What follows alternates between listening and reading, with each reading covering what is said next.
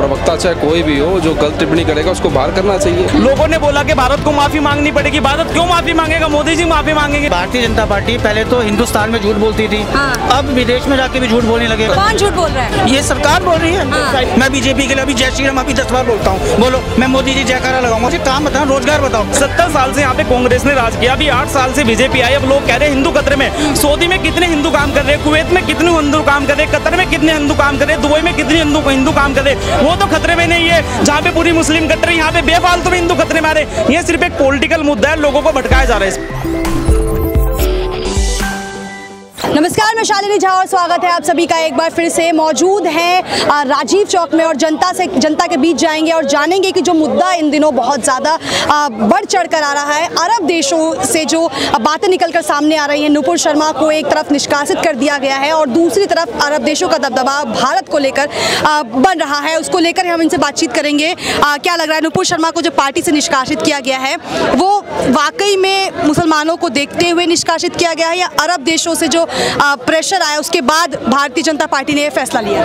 Bharatiya Janata party ने जो फैसला लिया है बहुत सोच समझ के जो है बहुत अच्छा फैसला लिया है और बाहर के जितने भी एम्बेसडर थे उनके प्रेशर में नहीं है। देश के हित के लिए ये सही फैसला लिया है भारतीय जनता पार्टी ने।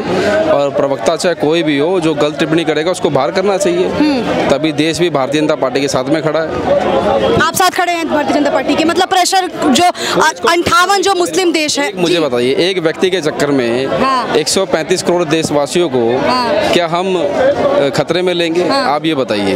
देश एक मिनट सुनिए। आज हमारे यमन के अंदर में जो हमारे कई हजार भाई लोग काम कर रहे हैं, अभी आपने यासिक से कई वो मैसेज आया आज फेसबुक पे, उन्होंने कई हमारे भारतीयों को वहाँ से विद फ्लाइट का खर्चा यानी वहाँ से नौकरी का उन्होंने बोला भाई आप चले जाइए अपने इंडिया, क्योंकि आपके यहाँ बेतुका लोग सवाल जवाब करते हैं हमारे इस्लाम के बारे में जो भी है। तो कोई फैसला ठीक लिया भारतीय जनता पार्टी ने, अगर बात करती तो उसमें कौन सी बड़ी बात? आपको क्या लग रहा है, प्रेशर था या वाकई में भारतीय जनता पार्टी का? 101% प्रेशर था। अगर प्रेशर नहीं था तो 10 दिन तक किस लिए वेट किया? जी, आगे आ जाइए। ये मेन मुद्दा। अगर प्रेशर नहीं था बीजेपी सरकार पे तो 10 दिन का किस लिए वेट किया उन्होंने? ये फैसला 3 दिन में भी ले सकते हैं, उन्होंने 3 घंटे के अंदर लिया है। जब पूरी अरब की कंट्री में ना आज के टाइम पे आज भारत की निंदा की जा रही है, हर कंट्री के अंदर बहुत ज्यादा है। कितनी सारे ऐसे देश है कुवैत के अंदर जहाँ पे भारतीय जो नौजवान थे जॉब करने के लिए गए थे उनको बोला जा रहा है कि आप यहाँ से जाओ।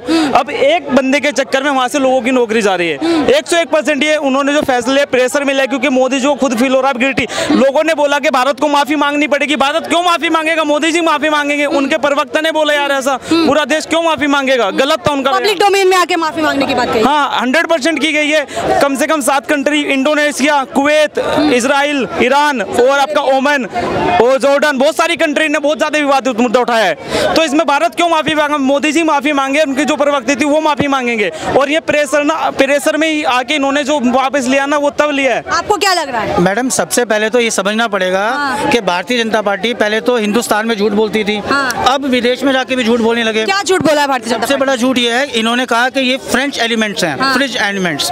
इसका मतलब होता है अराजक तत्व। पहली बात तो ये डिसाइड करो कि आपके प्रवक्ता है ऑफिशियल या अराजक तत्व थे।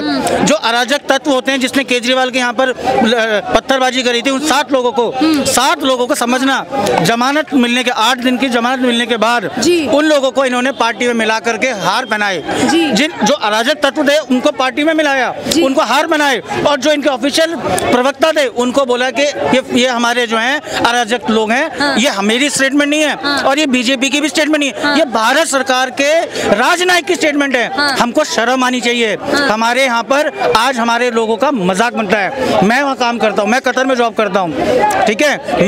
मेरा बॉस मेरे ऊपर हंसाई।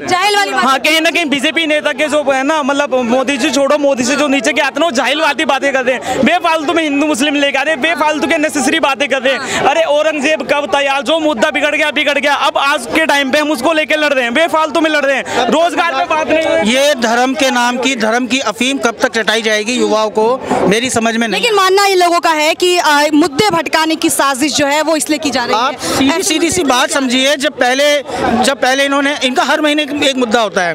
कभी इनके जो है राम मंदिर था, पहले राम मंदिर खत्म हुआ, फिर इनकी जो है पत्थरबाजी शुरू हो गई, फिर इनका एक नकाब शुरू हो गया, फिर एक स्कूटी वाली बाई आ गई। तो इनका तो जो है ये तो इनका ड्रामा एजेंडा आप लोग समझ नहीं रहे। मैं बता रहा हूँ अपने युवाओं साथियों को कि भाइयों 47 का दर्द हमारी जनरेशन के अंदर था, वो खत्म होने में पूरी जनरेशन खत्म हो गई।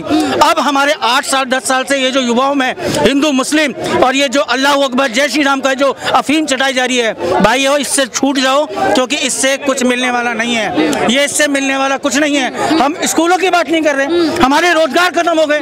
कितने, मैंने आज तक डिबेट नहीं देखी कि रोजगार पे डिबेट हो रही है, मैंने डिबेट नहीं देखी कि व्यापार पे डिबेट हो रही है। अरे हमारा कर्जा देखो, भाई क्या शर्म आनी चाहिए हम लोगों को। आप तो अभी तक समर्थन दे रहे थे कि अरब देशों का प्रेशर नहीं है, 135 करोड़ के जो लोग हैं, आबादी है, उसको सफर ना करना पड़े, इसलिए फैसला लिया। मैंने, आप सुनो, मैंने दोबारा आपको रिपीट कर दूं मैंने क्या बोला। देखो, यमन से मैसेज है, यमन शेख अली का। इन्होंने बोला मैंने सभी गैर मुस्लिम यानी हिंदू भारतीय कामगारों को बर्खास्त कर दिया है, उन्हें वापसी की टिकट के साथ में उनका बकाया जो पेंडिंग है दे दिया है।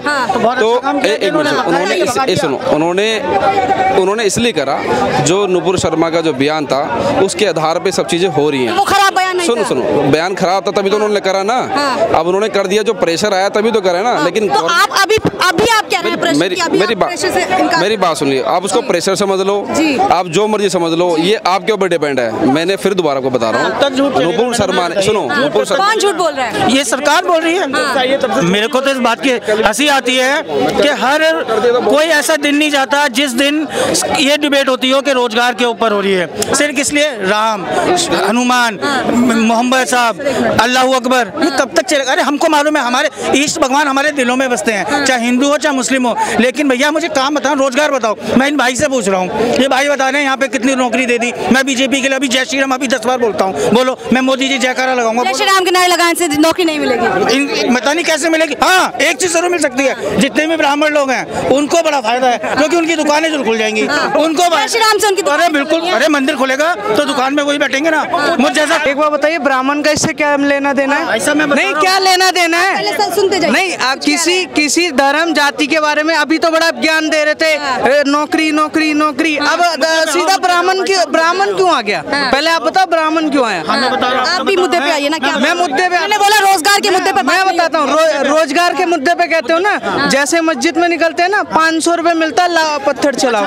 रोजगार दिया मोदी। ये आपके पास कैसे, ये आपके पास कौन सा डेटा है? अरे मैम है ना मेरे पास, है मेरे पास। आपके पास कोई प्रूफ है सर? कोई प्रूफ है इस बात का? इनके पास, जैसे इन्होंने ब्राह्मण के बारे में बोला, पहले अपना सब। आप क्या जवाब देना चाहेंगे? देखिए, पहले तो मैं क्षमा चाहूंगा किसी को मेरी बात से आहत हो, लेकिन मैं सीधी सी बात यह है, इसको जो पढ़ा लिखा है वो समझ जाएगा। जैसे कहते हैं मुगल बाहर से आए, ऐसे तो भैया सीधी सी बात है, आर्यंस भी तो बाहर से आए हैं। तो इसमें क्या दिक्कत क्या है? कुछ भी नहीं है, आप गलत चीज बता रहे हो। आप वो इतिहास पढ़ रहे हो जो अंग्रेजों ने पढ़ाया है, ठीक है? आर्यंस कोई बाहर से नहीं आए। दीनदयाल उपाध्याय यूनिवर्सिटी का बता दो। आप मेरी बात सुनो ना सर, आर्यंस बाहर से नहीं आए थे, आर्यंस यहाँ के मूल निवासी थे। आप पढ़ के देखिए, आर्यंस यहाँ के। आप मुद्दे पे आइए। आप वही चीज पढ़ते हो, आप वही चीज बोलते हो जो ब्रिटिश बोलते हैं। हम जिंदगी भर इतिहास पे लड़ते रहेंगे क्या? मुगलों पे लड़ते रहेंगे क्या? बेफालतू की बातों पे लड़ते ये कह रहे हैं रोजगार जैसे खाने को दे रहे हैं, खाने को दे रहा हूँ। बेफालतू में कुछ लोग आज बोल रहे हैं कि इतिहास हमें गलत पढ़ाया गया। अगर हमें इतिहास गलत पढ़ाया गया तो सही इतिहास कौन पढ़ा रहा है? कौन पढ़ाएगा सही? नहीं, सही इतिहास पढ़ने, बिल्कुल सही बात कर रहे हो भैया, बात बिल्कुल सही कह रहे हो। लेकिन मेरी बात सुनो, आपको अगर इतिहास पढ़ना है ना, पहले ये देखो इतिहास के यूनिवर्सिटी कितने, अध्यापक कितने और विद्यार्थी कितने यूनिवर्सिटी। अरब देशों ने जो बॉयकॉट किया है भारतीय प्रोडक्ट्स को, ये प्रेशर था या भारतीय जनता पार्टी ने वाकई मुस्लिमों को जो आहत करने की बात की गई है उसको लेकर ये फैसला लिया गया? देखिए, सच्चाई यही है कि अरब देश ने एक एक्शन लिया, और ये तब लिया, 27 तारीख की घटना थी और 5 तारीख को अरब देशों को नींद खुला कि हमारे पैगंबर के साथ गलत हो गया। 9 दिनों बाद भारतीय जनता पार्टी की भी तो आंख खुली है। नहीं, वही बता रहा हूँ, जब अरब देशों ने जब कहा, उसके बाद भारतीय जनता पार्टी का, तब जब 3 तारीख को दंगे हो गए और यूपी पुलिस सेक्शन में जब अपराधियों को पकड़ने लगी, तब ये लोग पहुंच गए कतर माई बाप के पास, अरे हमें बचा लो। फिर वहां से प्रेशर आया। अगर भारत का प्रधानमंत्री, 130 करोड़ जनसंख्या का प्रधानमंत्री अगर उनको बाप मानता हो, जैसे आप कह रहे हो, तो भैया फिर तो ऐसे को राम राम ही है भाई। फिर तो क्या मैं सही बात है। अगर आपने अगर कतर के बाद आया, आपके एम्बेसडर को बुलाया, आपको आप भी उसके एम्बेसडर को बुला लेते और सीधे पूछ लेते ये भारत का आंतरिक मामला है। भारत सुनो पैसा मैं बताता हूँ, एक सेकंड गुरु को गाली दोगे वो आंतरिक मामला, आंतरिक मामला कैसे है? अच्छा एक चीज बताइए, धर्म के गुरु की बात हुई, यहाँ पर होना था, यहाँ उसके बाद से लेकर के 5 तारीख तक उन्हें पता नहीं चला था, उन्हें पता नहीं। भारतीय जनता पार्टी ने भी तो क्यों वेट कर रहा था? भारतीय जनता पार्टी को उसी दिन फैसला लेना चाहिए था। मैं तो खुल के कहता हूँ, अगर लेना था तो उस दिन, और उस दिन उसी डिबेट में प्रेशर था, उसी डिबेट में जिन मौलानाओं ने महादेव का भी अपमान किया था, उस पर भी एक्शन लेना चाहिए सरकार को, और आज उन्हें भी जेल में डाल कह रहे हैं कि महादेव का जो अपमान किया गया था उसके लिए भी एक्शन लेना चाहिए। एक सेकंड, मैं तो कह रहा हूँ चाइना पे अटैक करो, अभी कैलाश मंसूर भी वही है, वहीं ले लो इनको, भाई साहब को पहले ले चलो। एक मिनट, चाइना पे अभी पिछले साल ही, सारे लोग ध्यान से सुनिए, पिछले वर्ष ही चाइना पे एक मस्जिद को तोड़ करके शौचालय बना दिया गया। हम लोगों ने मजम्मत की, किसी कतर देश ने नहीं की, भारत ने किया। कहा था वो कतर?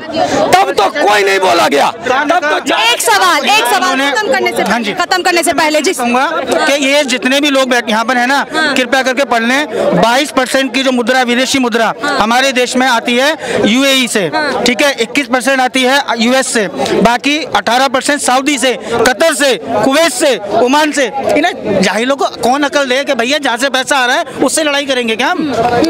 और ये घर की लड़ाई नहीं है, ये आपके घर की लड़ाई नहीं है। आप किसी धर्म विशेष को एक तरह से टारगेट कर रहे हो, चाहे वो अगर आप, मैंने नहीं सुना, मैं 6 साल सऊदी रहा हूँ, मैंने नहीं सुना कि वहाँ हिंदू खतरे में आ गया, लेकिन इस हिंदुस्तान में भैया हिंदू खतरे में है।